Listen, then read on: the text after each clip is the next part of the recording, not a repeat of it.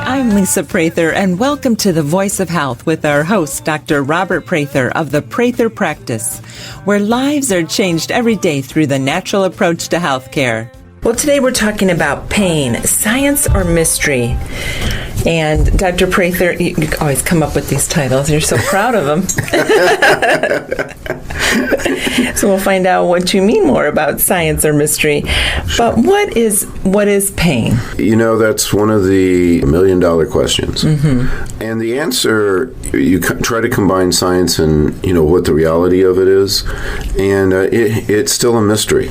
Mm-hmm. Because some of the rules that we come up with on pain don't always follow. It is kind of like a combination of science and mystery. And right now, what they talk about is the theories of pain. Mm-hmm. And we emphasize theory. Mm-hmm. Because pain is basically a theory at this point, and our understanding has improved quite a bit, but we still haven't really nailed it. There's a lot of misconceptions, there's a lot of rules that are broken for every different type of science that we try to put together on it, and throughout time there's always been different theories. Mm-hmm. Where we've operated from, and most of those theories always have some exceptions. Okay, so it's a theory. It's a theory. We got that. Yeah, so, when you talk about what is pain, they're not even quite sure if it's the same from person to person. Mm-hmm. Definitely people have different thresholds. Oh, absolutely. And what someone calls pain, someone wouldn't call pain. Right. It's really quite it is a sensation, and there are different kinds of pains. People have actually talked about that, but, it's kind of a combination of things. Matter of fact, the earliest theory of pain that's recorded is Aristotle, and he didn't actually think of pain as a physiological type of thing. It was more of an emotion. That was Aristotle. Aristotle. So there was an emotion connection? Right. Hippocrates thought it was an imbalance in humors. There's a lot of different types of thoughts on what pain is, and actually each one of the different types of theories on that seems to hold some valid information. Interesting. So why do we have pain? Well, that's also one of the things that has been debated. Well, what is the benefit of pain? And pain is basically a communication of our body to our brain saying, hey, this isn't really that great. Mm-hmm. So pain is an important part of being able to survive. Mm-hmm. Matter of fact, there are people who are born without pain sensation. Mm-hmm. And it's a very dangerous life for them. Right, they can lose limbs, right? Absolutely. Mm-hmm. So not everybody has pain, and some people out there would say, wow, wouldn't it be nice not to experience pain? Mm-hmm. Just not to have that. But your life expectancy really drops. Pain is something that is important for survival. Well, you burned yourself a little bit last night. I did, and I had some pain, and it told me to move my hand quickly because I was right. Right. Uh-huh. So there wasn't any. You have a nice little blister today. I have a nice little blister. Isn't that cute? Uh-huh. I was cooking. I was moving the tray out and the pot hand. Right, and if you didn't know your pain receptors didn't kick in. Right. I would have gone ahead and burned some more tissue. Mm-hmm. So what are the different, you talked a little bit about the theories. Sure. What different theories of pain are there? There are tons of theories out there. We talked about Aristotle, that he thought that it was more of an emotion on the same level as pleasure, and that the emotions play a big role. And that is, it's interesting, but there is a lot of truth on that. Your different emotional state does have a big effect on your pain perception. Mm-hmm. So that is very true. And from culture to culture, it is something that people can moderate. There were different types of ways that people actually work to and strive to not to feel pain. There are people out there who can put hooks through their back, through different muscles, and then hang themselves from the ceiling. Don't picture that. just to demonstrate that pain is not something that bothers them. Childbirth can be a very painful experience, but how do you know? Well, good question. I've certainly been told that, and but one of the things that you learned to do was the Bradley method, and that helped your pain perception quite a bit, didn't it? Yes, the deep breathing, the relaxation, all those different the things. Environment had a very big difference. Made a very big difference on the pain level. So Aristotle, Hippocrates had the 4 humors. The first one that was considered more scientific was the specificity theory, where the amount, basically what they said, Descartes said, and some of the others, that the amount of damage that was done to the tissue had a big effect on the level of pain. So he brought that up. There's the intensive theory, there's a pattern theory, and the most recent one is the gate control theory. And all of those seem to play a big role on that. Probably the most accepted theories right now is a combination of the gate theory and pattern theory. But those do have a big effect on how people treat pain. So your theory of pain does affect on how you approach the pain, and so it's a very important type of thing to have an idea of. Well, why is it so hard to study pain? Well, we were thinking about doing an experimentation, and we were asking for volunteers. Is there anyone out there that would really like to volunteer to do a pain study? And okay, point. Good point. And even animal studies. I mean, you can't. Oh, right. That would be pretty cruel. Yeah. Bring in your little kitten and let's check out how much pain they can tolerate. That's not a really fun thing to do. So there are limitations on what you can do scientifically and ethically to study pain. Well, what influence play a part in pain perception? There's an awful lot of things that they found with pain perception. If you couldn't see something, like you were blindfolded, and they did experiments on people where they say, okay, now we're going to do a pain study on you, and we're going to burn you. And they came up with ice, and then they touched them like that, and people would actually yelp and ow and think they were being burned. Thought they were being burnt, and people could even develop blisters from it. Whereas if they were watching it and they did the same thing, they said, "Oh, well, that's just cold." Do they really do that? Yeah, they actually did that as an experimentation. So some people have volunteered. Right, there are people who actually do volunteer, but there's limitations. So they couldn't actually burn them because that would have been ethically wrong, but they told them they were going to burn them. Right. So if you're watching what's going on, can kind of see what's happening, knowledge of what's going on is a very important part of pain perception. They find that patients, when it's like, I've got this abdominal pain, and the doctor goes, I have no idea what that is, their pain perception goes up.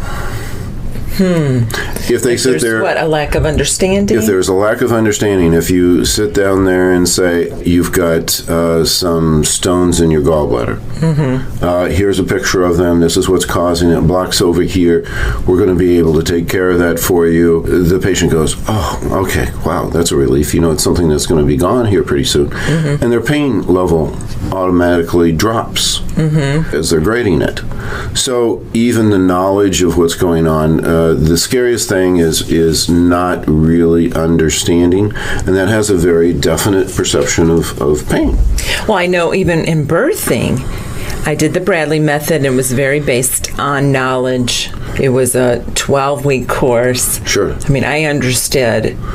By the time I gave birth, so that knowledge did really help me to know what's coming next. And if you don't know, pain perception actually goes up. One of the things is they did a study on people who were in battle. And let's say they had their big toe blown off. and they compared it to like a construction worker that had his toe taken off. And they compared the levels of pain and how much pain medication they needed to be able to get it under control. The guy who was here in the States where, this happened, the pain was excruciating. Okay? Because this was something that was unexpected. It was something that, nobody else was really having happen. And, the pain level was 10 out of 10 is what they put down, which was very common. They go into a battlefield and they talk about somebody who had their big toe blown off, and they said, well, what's your pain level? Oh, maybe a 2, maybe a 3. Why? Because the guy next door had his leg blown off. You know what I mean? Wow. That was right next to you. Maybe that's for that emotion. Exactly. And they were very serious. Do you need any pain medicine? No, it's just my big toe. It's no big deal. And I'm going to go home from it, so this is actually a good thing. Hopefully the construction worker got to go home too. Yeah, right. So it's your surrounding too, and how much people are suffering, what are the possibilities. So all those types of things kind of play a role in it. Okay, when we come back, let's talk about the theory of pain that the Prather Practice believes in. Pain, science, or mystery? You can win a free 60-minute massage in a relaxing spa at the Prather Practice. Each month, we have a drawing to give away a free massage to one of our lucky Facebook and Twitter fans. Follow us on Facebook and Twitter on our website at thevoiceofhealthradio.com. This is The Voice of Health with Dr. Robert Prather. The Voice of Health Wellness Tip with Dr. Robert Prather of the Prather Practice. Dr. Prather, you talk a lot about structure function care and disease care. What is the difference between the two? When you're talking about disease care, you're usually talking about an interference in the body's normal mechanisms. There is a time for that. When the body is actually in a process of free fall, is a good way to kind of put it, where the body is no longer making sense of what it's doing. And we're on a pattern that it will actually crash. Then you need some interference. And the best way to actually do that is through pharmaceuticals. Pharmaceuticals are classified as poisons. They actually take the body further away from homeostasis, which I'll define here in a second.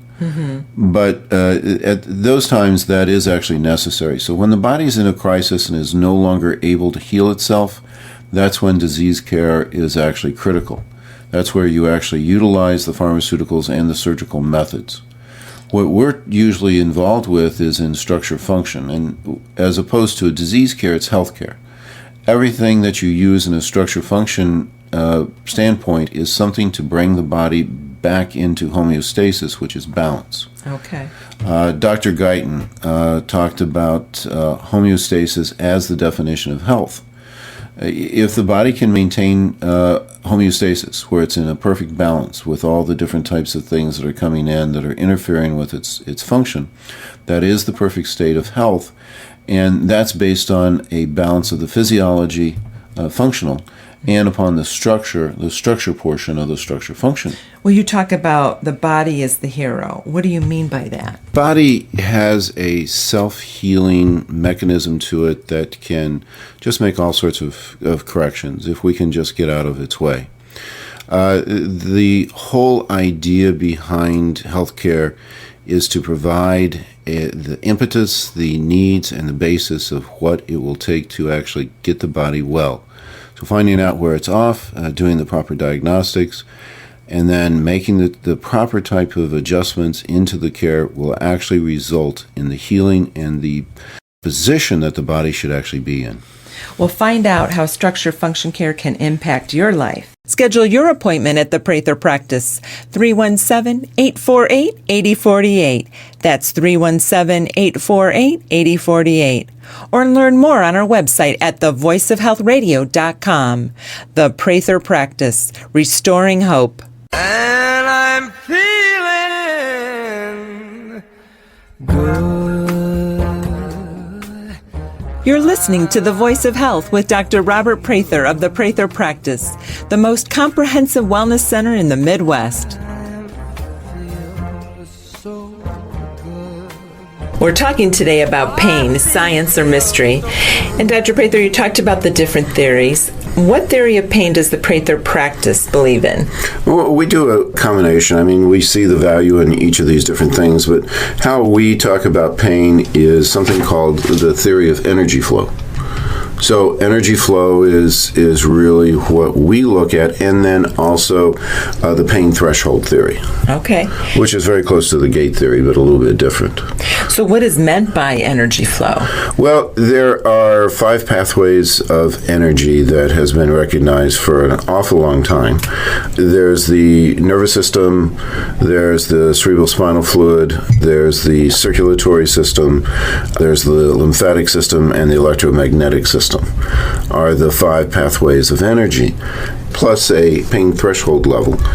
And the reason that we like that is because it's very practical and extremely effective. Mm-hmm. In other words, as I'm examining someone, I can tell the difference between the pains that are going on between each one of them and can identify them. Mm-hmm. And how you treat them are completely different. Well, it's interesting because this is pillar 1 of the 8 pillars of perfect health that we talk about.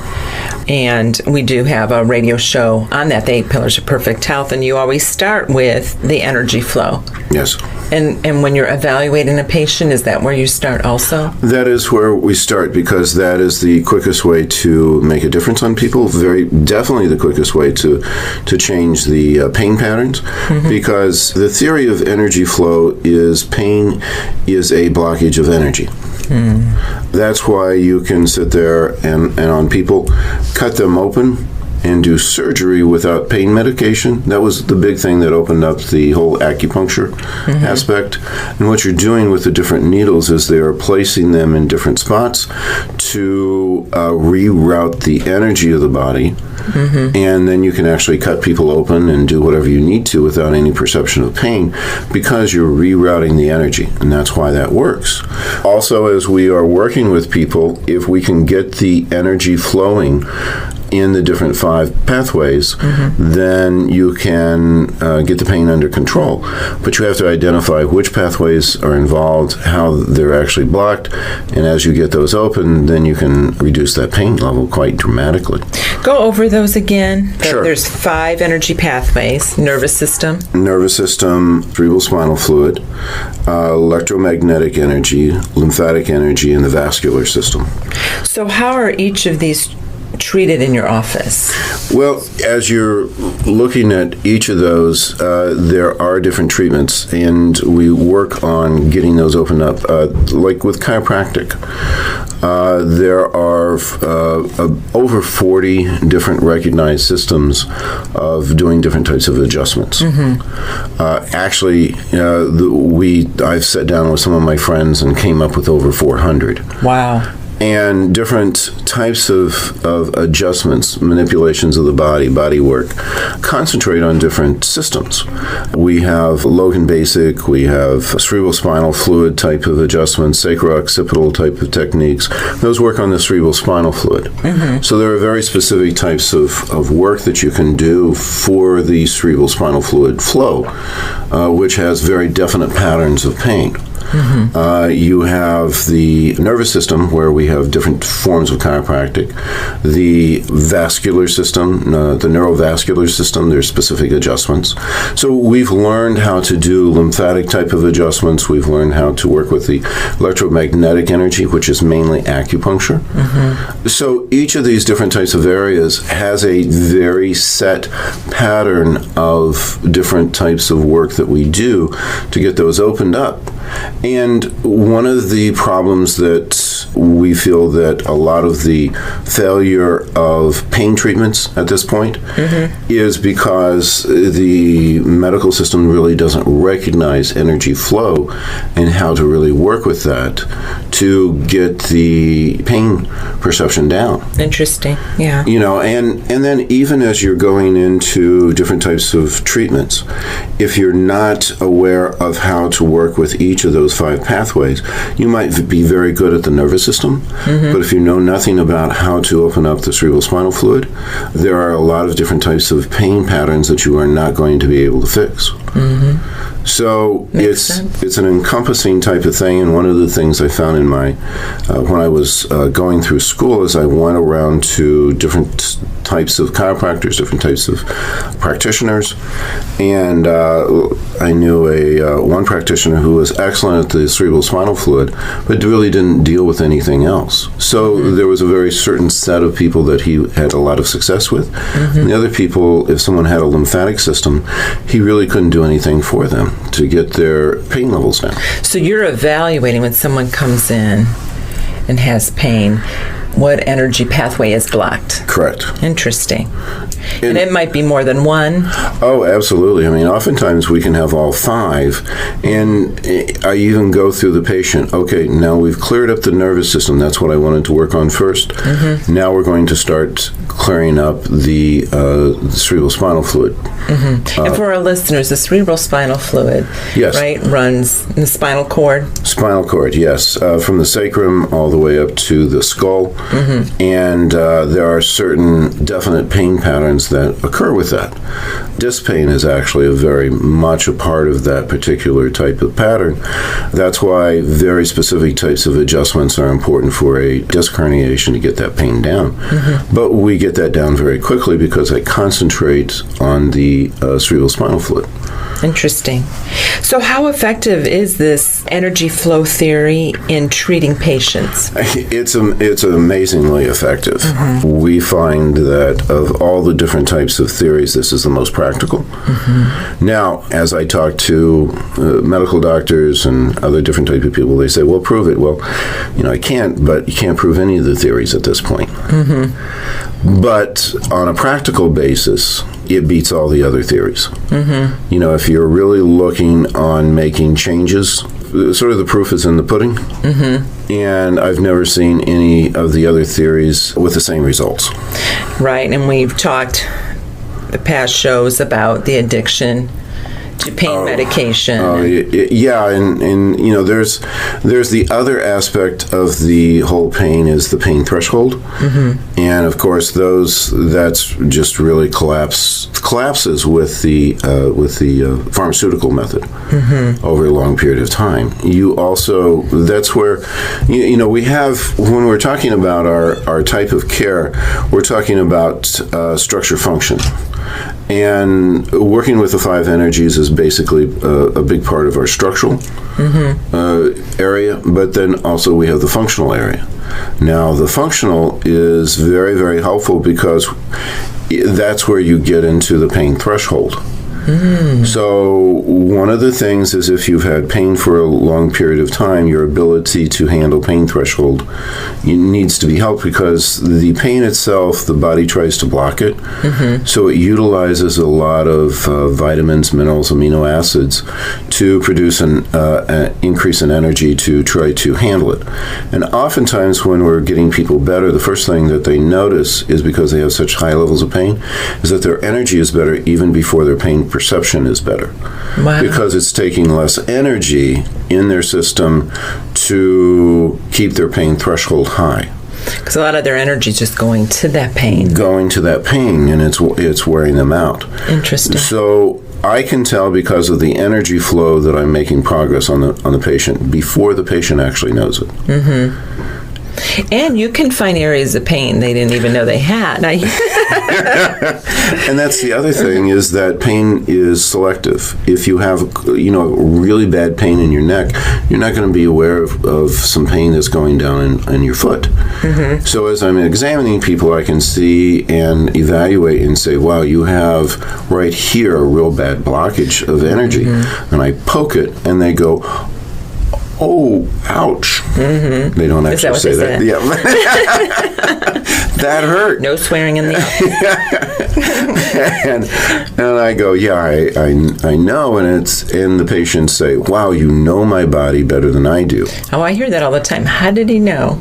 I came in here for neck pain. How did he know my foot hurt? Right. And there's patterns on that. There's ways of perceiving it, and I can examine the body and tell the patient more about what's going on because the brain doesn't really want to handle everything at once. Right. Thank goodness. Yes. All right, when we come back, more on pain, science or mystery. Listen to the Voice of Health radio on your smartphone or tablet on all of the top radio apps available. TuneIn Radio, Stitcher, and iHeartRadio. You can find these apps and more on our website at thevoiceofhealthradio.com. This is The Voice of Health with Dr. Robert Prather. Laughter is the best medicine. Doctors are good people. That's why they avoid the word pain. It's a buzzword. They won't hit it a lot. They don't want to scare anybody. Doctors will tell you all about pressure. They'll tell you all about the pressure you're going to experience. If a doctor tells you you're about to feel some pressure, buckle up. In a moment, you're going to feel a little bit of pressure. That pressure hurt like hell! Pressure. All pain involves pressure. That's one of the definitions of pain. You could be swinging a 2x4 at your head. In a moment, you're going to feel a little bit of pressure. The Voice of Health Minute with Dr. Robert Prather of the Prather Practice. Probably a lot of our listeners haven't heard of this therapy, auricular therapy. When you have severe traumas, it will change the way that the brain works. There's damage that is actually measured. Auricular therapy is like the keyboard to the brain. Auricular therapy, working on the ears, changes the brain and reverses the damage that has occurred from trauma. Someone who's had some severe traumas, any type of assaults or issues along those lines, going with the auricular therapy is extremely helpful. We've had a lot of people who came in with PTSD, and the auricular therapy was really able to change how their brain was functioning, and they could just get over it, because one of the things that occurs is oftentimes the trauma will replay, and that's locked into the brain. The auricular therapy is basically the best way to get rid of that. Schedule your appointment at the Prather Practice, 317-848-8048. The Prather Practice, restoring hope. Have you ever been curious about how acupuncture can benefit your health? The Prather Practice has received the Indy A-List Award for Best in Acupuncture for 2 years in a row, and we've been rated the top acupuncture provider by Google+. Dr. Robert Prather is a board-certified licensed acupuncturist. He's earned a reputation for combining effective acupuncture-based techniques with cutting-edge technology to help patients with many conditions. Acupuncture is documented and proven to help with many health issues, including pain, allergies, addiction control, anxiety, fatigue, vision problems, infertility, and so much more. We even have needle-free options for those who are a bit squeamish around needles. Call the Prather Practice to schedule your appointment and experience the benefits of acupuncture for yourself. 317-848-8048. That's 317-848-8048. Or learn more on our website at thevoiceofhealthradio.com. The Prather Practice, restoring hope. We're talking today about pain, science or mystery. And Dr. Prather, are people always aware of their pain? Not always. I mean, we find pain on people that, and oftentimes it's because they have pain elsewhere. Mm-hmm. So being aware of that. And then we've had people come in with a car accident. And one of the things that we recommend is that they come in for an evaluation afterwards. I've had patients who came in and said, I was in a bad car accident, but I don't really seem to have a whole lot of pain. Mm-hmm. And then I go in and examine their neck and their low back and other different types of things, and they're going, ow, ow, ow, ow, ow, ow, ow. There is a very big effect of the brain on pain. And people aren't always aware of their pain, or people are over perceptive of their pain. Mm-hmm. I've had patients who came in and said, I recently had an Amish lady came in, mm-hmm. and she was really a tough old lady. And she was a tough old bird. Uh-huh. And he says, her husband goes, I want her checked out. You've done an awful lot for me. Mm-hmm. And she kind of limps a little bit, and I see her move, and it's just not quite right. She says she doesn't hurt. Mm-hmm. And I go in there and palpate, and I can feel, the blockage and the spasm and all the different types of aspects that go into pain, and it was just all over the place. And it took a lot for me to kind of get her to wince. Mm-hmm. Tough old bird. She was a tough old bird, and then when we did her x-rays, she was a disaster. Mm-hmm. So, she was one of these people who just mentally didn't acknowledge pain. You know, that just wasn't what you did. That's not how you lived. And he said all of our families like that. And there are genetic aspects of pain that some people can really handle large amounts, and there's even different perceptions in cultures and races and those types of things that have been very well documented. And she was one of these people who just didn't acknowledge pain.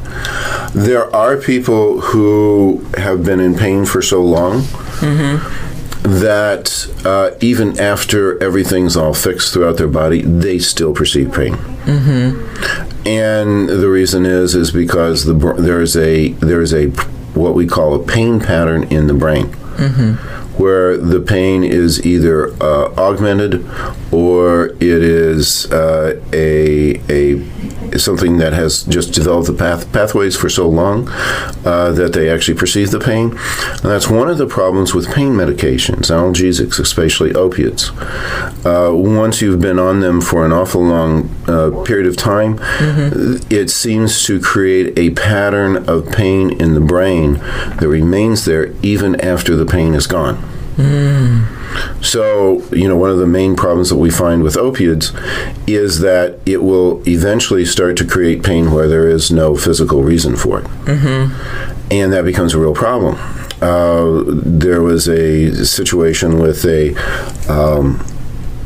actually our one of our past medical directors had a daughter that had headaches ever since she was like 12. And she was in her later 30s, and we treated her, basically cleared up all the underlying problems, but she still had the headaches. And there was no real physical reason as we checked her. And I sit there and I says, it was, because she was continuing on her pain medicine, I said, the pain medicine is actually creating in the brain the headaches. So we did got her off of those, put her on some homeopathics and some supplements, and lo and behold, all of her headaches were gone. Wow.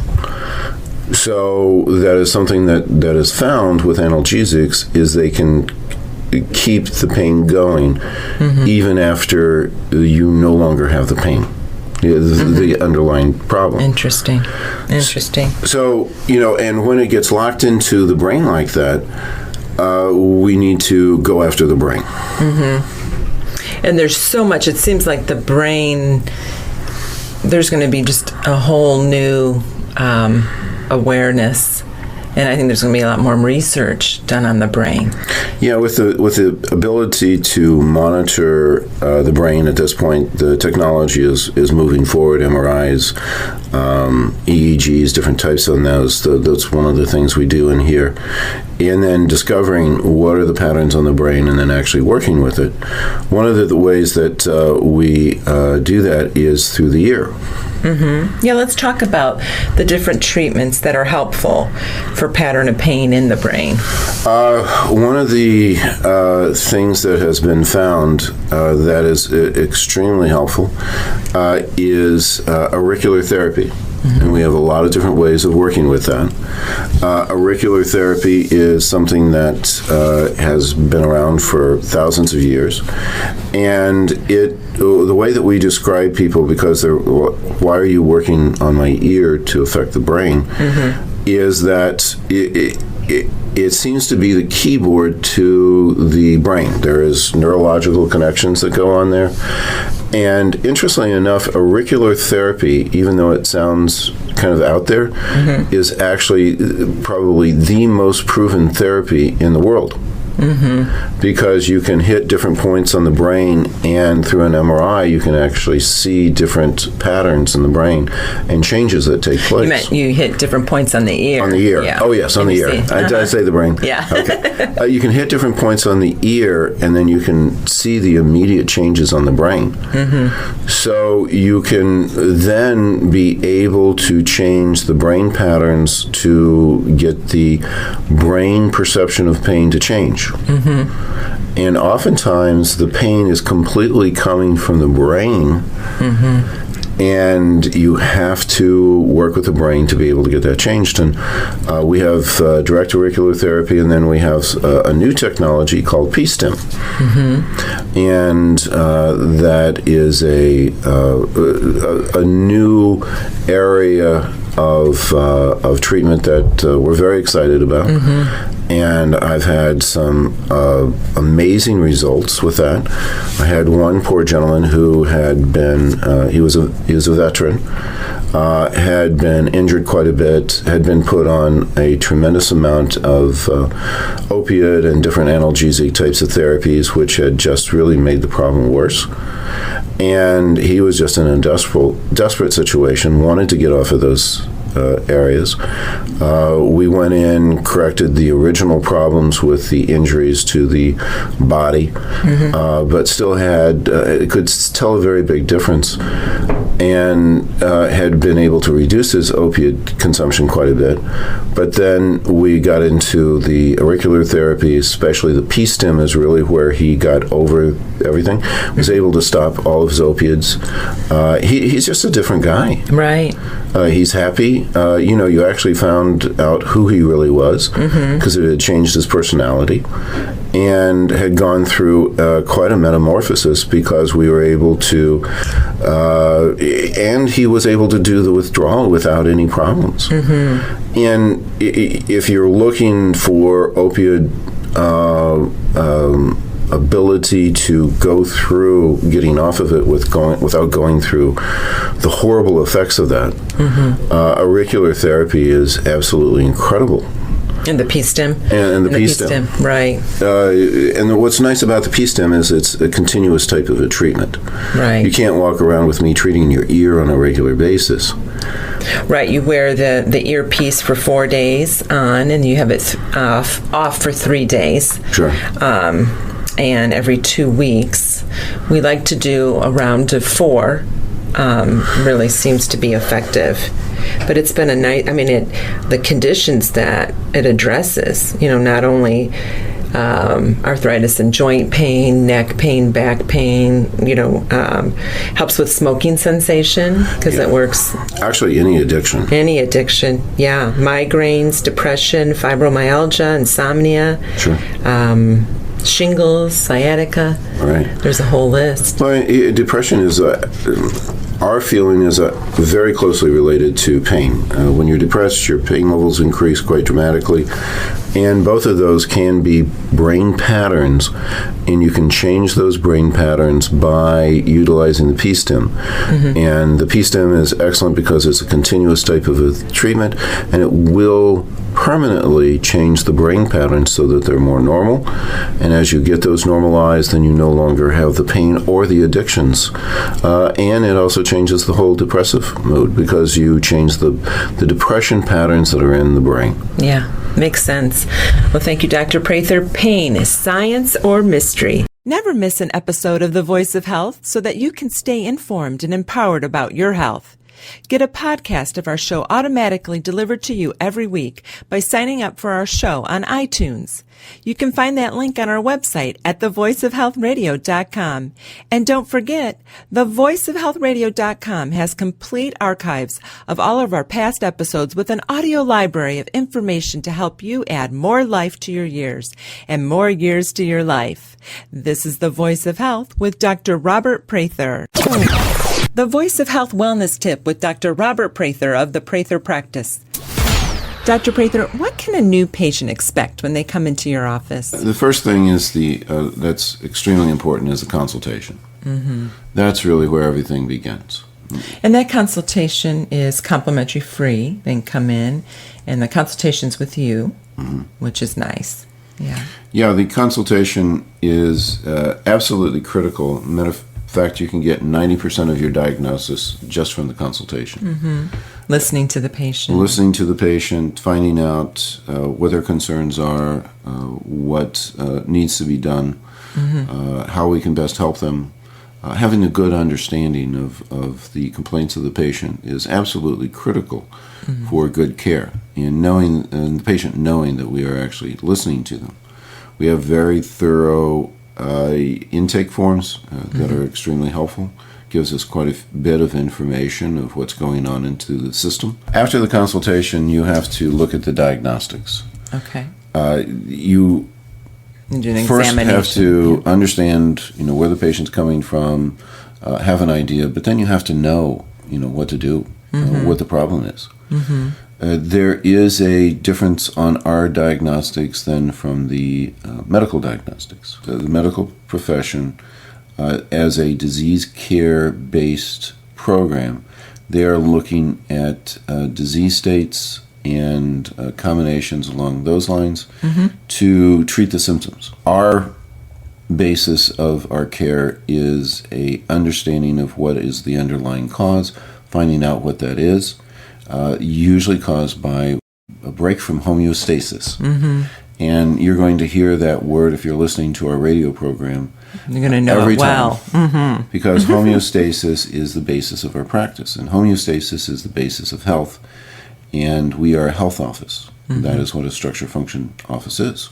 Mm-hmm. So the diagnostics are extremely thorough, probably more thorough than what you would get anywhere else. We look at very extensive blood work. We might do hair analysis, might do some evaluation of the gut because that's so important to one's health. We do a thorough cardiac evaluation. We do a thorough musculoskeletal exam. Many offices that even are into natural health are either just dealing with the functional aspect or they are just dealing with the structural aspect. We are unique in that we deal with both, and both of them extremely thoroughly and extremely well. Schedule your appointment at the Prather Practice, 317-848-8048. That's 317-848-8048. Or learn more on our website at thevoiceofhealthradio.com. The Prather Practice, restoring hope. It's a beautiful day. Sky falls, you feel like it's a beautiful day. So let it get away. You're listening to The Voice of Health with Dr. Robert Prather of the Prather Practice, where our mission is restoring hope to our patients. Well, today I have Angie Nuttall, owner of the Corporate Talent Institute, with us. Welcome, Angie. Thank you. You're also an executive coaching, which I am part of. Yes. And feel privileged to be part of, and a patient of the Prather Practice. Exactly, and I'm a very proud patient. There's a lot of peace in that. That's right. Proud patient of the Prather Practice.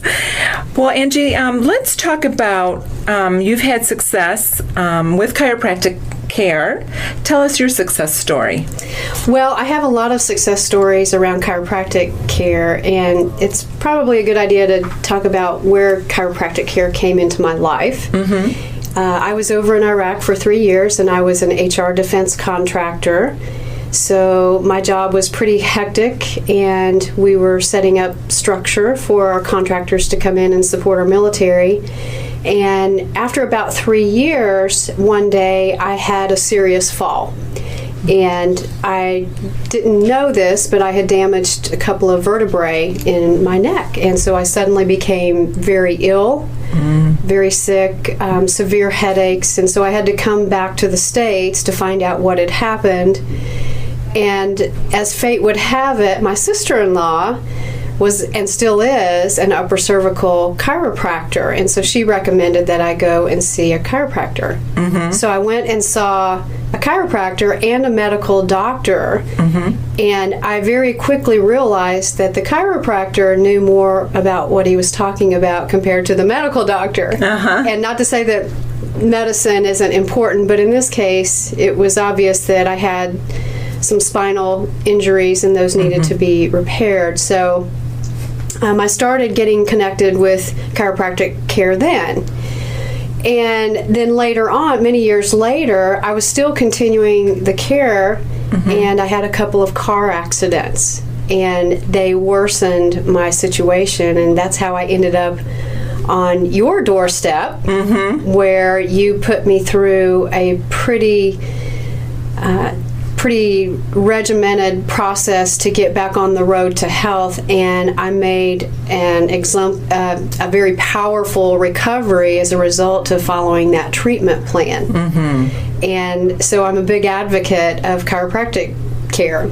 Yeah. Yeah. And so you've had chiropractic care. Yeah. I did have another chiropractor here, but when I had the car accident, I wasn't finding the right kind of care. There wasn't anybody who practiced the upper cervical care, and that's exactly what I needed. So when I ran across you and my sister-in-law helped connect us, Yes. it was the perfect fit. Yes.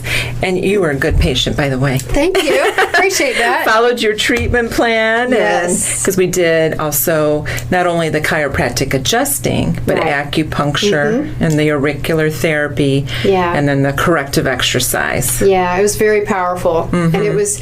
I'll just say that it wasn't always easy to follow the regimen, but it was just the consistent care and following through with the treatment plan that really made the difference. Right. And now we hardly see you for the adjustment, do we? Right. That's what happens. That's exactly right. So, how does your chiropractic care success influence your work with your clients? Tell us a little bit about what you do. Okay, well, I just want to say this, no pun intended, but it really taught me that you have to have your head on straight. You've heard that somewhere before. Yeah, and you really have to take care of yourself. And so what I realized is that stress really has such a serious impact on your body. And I was in corporate America for over 20 years and in executive leadership positions, and had quite a bit of demand on my time and my schedule. I was traveling globally, and even though I was getting chiropractic care, it wasn't optimal because I wasn't taking care of myself on the other side of things, on the emotional side of things, and so the stress was getting to me. And what I learned once I started my consulting firm is I learned how to help people to balance that other part, and to really look at themselves as a whole person, not just a part of a person. And so I do a lot of work around leadership development, cultural engagement. I do a lot of executive coaching. I teach people how to show up with executive presence, and all of that really emanates from being at peace with who you are and what your circumstances are. And that's where people really struggle. They can get the care, the chiropractic care or the medical care, but they're not helping their situation because they're not really taking care of the stressful side of things and living a life that's meaningful for them. So that's where I come in and help to bridge that gap. Wonderful. Well, tell us more about what talent remodeling is and what kind of clients you typically work with. So talent remodeling is something that I had trademarked. It is a registered trademark, and it is a process that I use with people to help them to really discover what their core talents are, and to help them to reshape their skills so they can reinvent and reposition their mission. And all of us have a mission. Many of us don't realize what that is. We go to work every day, we show up, we come home, we feel exhausted, we're doing the same things over, but all of us have natural talents. And I help people to tap into those talents so that they can step into the role that they're really called to do. And how I work with people and clients, I actually have 3 different groups that I work with. And the first is I work with organizations. So I work directly with CEOs, business leaders, and HR teams, and I help them to discover the potential that they have in their organization. I help them work on leadership development, cultural transformation, and I do coaching. Then I also work with individual business people. So you don't have to wait for your organization to develop you. You can go out on your own and you can get coaching. You can learn executive presence. You can be a part of some of the programs that I create for the public use. And then I also work with people who are in business for themselves when they're trying to start up and they're trying to figure out, how do I get my business going? How do I create relationships with people? So all 3 of those areas are areas that I work in. What specific ways can you help people and organizations who are listening in today? Well, specifically, if you are an organization and you are a small to mid-size organization, one thing that my company does is we can come in and assess your situation and see what you need in terms of human resources services.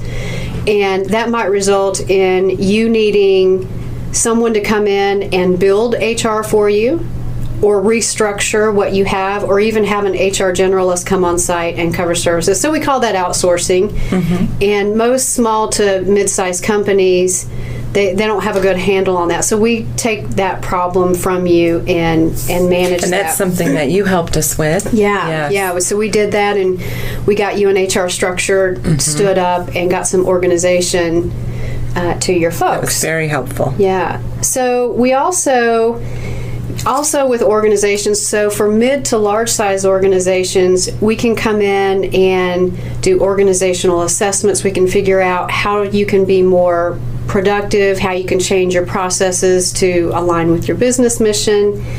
And most of that starts with your culture and your leadership. So we come in and we build custom programs for your leaders. We build employee engagement programs.